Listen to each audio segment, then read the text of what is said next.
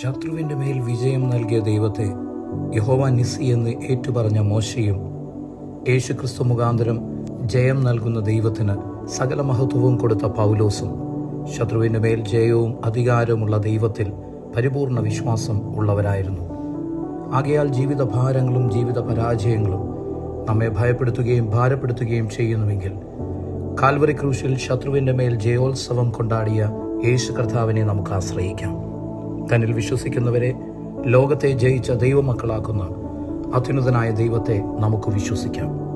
ധൈര്യപ്പെടുവിൻ, ഞാൻ ലോകത്തെ ജയിച്ചിരിക്കുന്നു എന്ന് പറഞ്ഞ ക്രിസ്തുവിനെ കൈക്കൊണ്ട് ലോകത്തെ ജയിച്ച ദൈവമക്കളായി നമുക്ക് ജീവിക്കാം. ശത്രുവിൻ്റെ സകല ആയുധങ്ങളെയും തകർത്ത ക്രിസ്തു യേശു മുഖാന്തരം സർവശക്തനായ ദൈവം നമ്മെയും എപ്പോഴും ജയഘോഷത്തോടെ നടത്തുമാറാകട്ടെ. ക്രിസ്തുവിനെക്കുറിച്ചുള്ള പരിജ്ഞാനം സൗരഭ്യം എന്ന പോലെ എല്ലായിടത്തും പകരുവാൻ നമ്മെ ശക്തീകരിക്കുമാറാകട്ടെ.